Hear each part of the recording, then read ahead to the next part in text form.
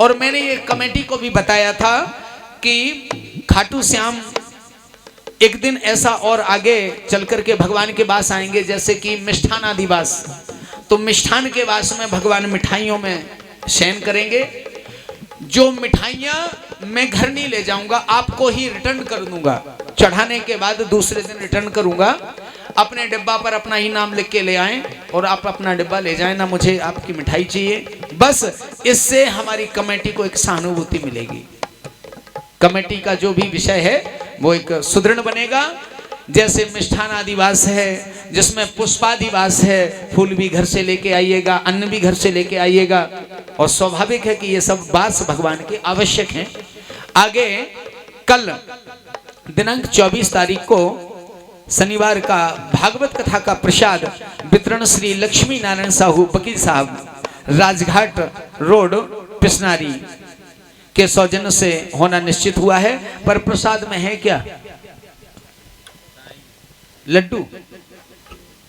खीला नहीं बटन जाओ, जान लियो। हाँ, खीला नहीं, लड्डू। हम तो कहते तुम काजू कतली बांट दो हमें का, ठीक है ना। प्रसाद श्री लक्ष्मी नारायण जी की ओर से है और बढ़ चढ़ करके इस अनुष्ठान में भाग लीजिएगा। आप सभी से निवेदन है, बढ़ चढ़ करके आप भी घर से प्रसाद लाइएगा। और जो भी प्रसाद आएगा वो यहाँ से वितरित ही होगा, यहाँ से वितरित ही होगा। प्रसाद ठाकुर जी को लगेगा और आप सबको मिलेगा। आज लक्ष्मी नारायण जी ने प्रसाद का विषय रखा है और ये विषय इसलिए रखा कि आप सबके कानों तक पहुंच जाए, जिससे आप लोग भी उत्तेजित होकर के भगवान के प्रसाद में बढ़ चढ़ करके हाथ हिस्सा बटाएं। बोलिए वृंदावन बिहारी लाल की। भगवान भोलेनाथ का जब विवाह हुआ, अच्छा तो आपको पता है, एक साधारण स्वरूप से मैं कथा का प्रसंग कह रहा हूं। भैया आप लोगों का विवाह तो सबका हुआ होगा, आपका भी हुआ ही है। तो पार्लर गए थे? नहीं गए ना? अब वो तो ठीक है, हमारी लेडी पर्सन, हमारी बहनें तो पार्लर जाएं, अच्छी बात है। पर आजकल तो लड़का जान लगे सासों की सो। हाँ, अच्छा पहला तो केवल फोटो खिंचती हमारी बहनन की ब्याह में एक्शन पोज। अब लड़का की खिंचने लगी, लड़का को बाप जान लगो तो सासों की सो। हमारे भोलेनाथ का श्रृंगार हुआ। आजकल लड़के लोग भी करते हैं, पार्लर जाते हैं। पर एक बात कहें, 16 संस्कारों में से प्रमुख संस्कार है पाणिग्रहण संस्कार, और इस संस्कार में फॉर्मेलिटी नहीं, ओरिजिनलिटी होनी चाहिए। यही तो भोलेनाथ ने संदेश दिया समाज को। भोलेनाथ का श्रृंगार किया भगवान विष्णु ने, बड़ा दिव्य श्रृंगार किया, बड़ा सुंदर मुकुट लगाया, पीतांबर पहनाया। इतने में एक भूत आया और उसने कहा भगवान दर्पण में अपने आप को देखिएगा। जैसे भोलेनाथ ने देखा, बोले ये हम हैं? बोले महाराज जी तो हम कह रहे आपको कैसो बना दो, बड़ा सुंदर श्रृंगार किया था। भोलेनाथ बोले अब क्या करें? बोले क्या क्या उतार दो जो। बोले हम श्रृंगार कर, अब अंदाज लगाओ भूतन ने कैसो करो हुई है। श्रृंगार कर रहे ना भाई, केवल कहने के शब्द नहीं है। रामचरितमानस में तुलसीदास जी ने तो लिखा है, क्या लिखा? कि शिवहि शंभुगण करहि श्रृंगारा, जटा मुकुट अहि मोर संभारा। शिवहि शंभुगण करहि श्रृंगारा, जटा मुकुट अहि मोर संभारा। शिवहि शंभुगण करहि श्रृंगारा, जटा मुकुट अहि मोर संभारा। शिवहि शंभुगण करहि श्रृंगारा, जटा मुकुट अहि मोर संभारा।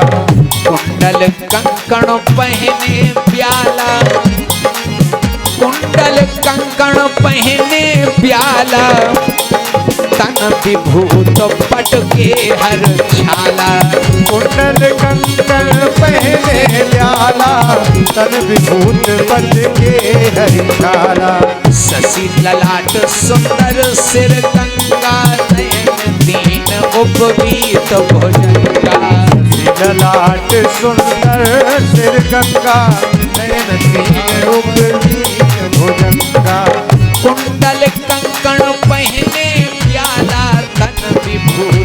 के हर छाला, कुंडल कंकण पहने प्याला, तन विभूत पट के हरिशाला, तन विभूत पट के हर छाला, तन विभूत पट के हरिशाला। श्रृंगार बिल्कुल वर की नहीं किया। एक वर यानी दूल्हे का जब श्रृंगार होता ना, आज भी वैसे ही श्रृंगार होता है। श्रृंगार में बाबा तुलसीदास जी महाराज ने बड़े सुंदर प्रसंग को लिखा है। भगवान भोलेनाथ का श्रृंगार कौन कर रहे हैं? भूत प्रेत। अब भूत प्रेत श्रृंगार करने आए तो कैसा? शिव ही शंभुगण करहि श्रृंगारा, तन विभूत पट के हर छाला। उस समय जटा मुकुट अहि मोर सभा, शिव ही शंभुगण करहि श्रृंगारा, जटा मुकुट अहि मोर संभारा। अर्थ बिल्कुल साधारण है। श्रृंगार किया जटाओं का। भाई दूल्हा को मुकुट लगता ना, टोपी है ना, टोपी बंध गई। अब जटाओं का मुकुट बना दिया। अब मोर डलते थे पहले। मोर मतलब सामने से लड़ियां डलती थी, मोर है ना। अब मोर डालने के लिए कहां से क्या लाएं? तो भूत प्रेतों ने एक ही कंपनी के सांप ढूंढे और सबसे कही सुनो इनके तो जे पकड़ लो जे जटाएं। सो इतने से शुरू करी सो नहीं तक, और बिन से कह दी सुनो छूट ना जाइयो। एक सांप बोले काय अगर छूट जाए तो बोले भगवान को श्रृंगार नहीं मिट जाए। सांपन ने भी सोची चाहे मैं जाए लेकिन छोड़े नहीं है। जटा मुकुट अहि मानस सांप, ये मैं नहीं कह रहा, रामचरितमानस कहती है। जटा मुकुट अहि मोर, अहि मानस सांप, सांप के मोर। कुंडल कंकण, जब कुंडल पहनने की बारी आई, अब क्या पहना है? सो पूरे जितने भी वहां पर भूत प्रेत थे, इनमें से एक बड़ा सियाना था, गया और एक ही कंपनी के 2 बिच्छू ढूंढ के ले आओ। 2 इनके डंक भी दे दे। बोले महाराज आप टॉप के लग रहे। दूल्हा कुंडल कंकण पहने ब्याला। अब जब ऐसी स्थिति में देखा, क्या? शशि ललाट सुंदर सिर गंगा, नयन दीन उपवीत भुजंगा। अब साहब जब ऐसा श्रृंगार किया, अब भोलेनाथ का श्रृंगार कंप्लीट पूरा।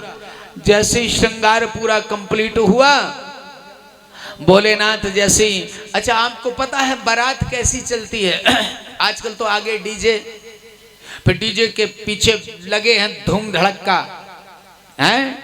ऐसे ही भोलेनाथ के यहां चल रहा था। अच्छा दूल्हा सबसे पीछे, आगे पूरा। आज भी कंडीशन ऐसी होती ना। अच्छा एक बारात और जात, कौन जी? मैं कहता राम नाम। सो मैं दूल्हा आगे बाराती पीछे। वे कह देते अब नहीं हम तुम्हारे संगे, जब ये आते जब कल अब तो अकेले जाओ। हाँ कौशन और सासों की सो अम्मा इतनी बुराई गत करत जे गांव के। जब कोनो बूढ़ी अम्मा मर जाए, बूढ़ी सो नाक में पुंगैया पैरे रत, है ना, बुरो न मानियो। अच्छा नाक में पुंगैया पैरे, 3 लड़का ठाड़े, सो बूढ़ी मताई को मरो नहीं देख रहे, पुंगैया देख रहे को छोड़त, हाँ को उतारत। अब अम्मा को पार दो, बेड पे नहीं, मोटी मोटी लगाइयन पे, और पार के अब एक जने कहले वो नाक की बा पुंगैया। सो 3 ही लड़कन की, 3 हो लड़का, 4 हो, 5 हो, 2 हो, 1 हो, चाहे एक नहीं हो, हमें का लेने देने।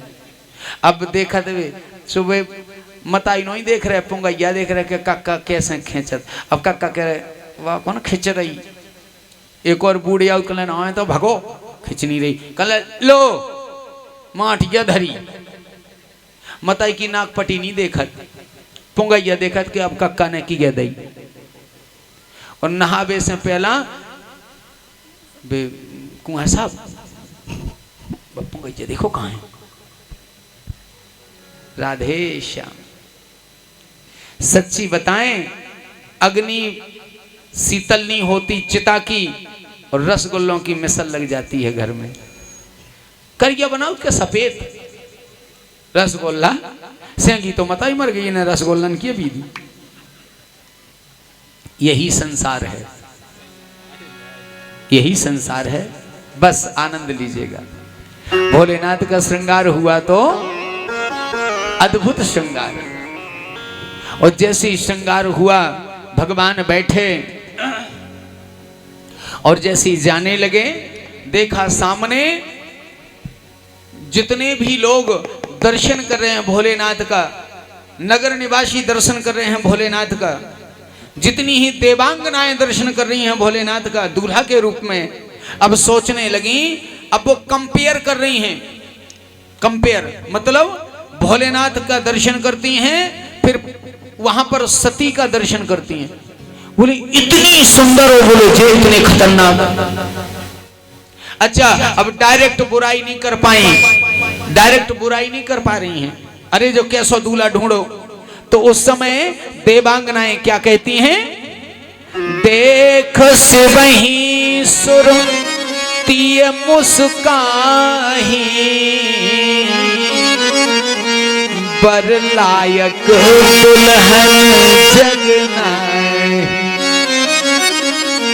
बोले ई दूल्हा लाख सारे संसार में भी दुल्हन नहीं जानी गई कि हमारी मोड़ी लाख नहीं है जो। और जैसे भोलेनाथ दरवाजे पर पहुंचे, प्रसूति महारानी के हाथ से थाल छूट गया पूजन का। बोली ऐसा दूल्हा, अरे मैं तो अपनी बेटी को गले में पत्थर बांध के कुएं में कूद जाऊं, पर ऐसे दूल्हे से ब्याह ना कराऊं। भोलेनाथ के पास आए कछु भूत प्रेत उनके, बोले महाराज कैंसिल होगा, ब्याह कैंसिल। भोलेनाथ बोले क्यों? बोले आप सुंदर लग रहे सो। भोलेनाथ बोले तो चलो बैक टू होम, चलो घर चलते हैं। यहां पर नारद जी ने देवी के लिए अर्थात सती की मां के लिए भगवान के गुणों का बखान किया। ये इनका ना आदि है, ना मध्य है, ना अंत है, निर्गुण होते हुए ये सगुण रूपधारी हैं।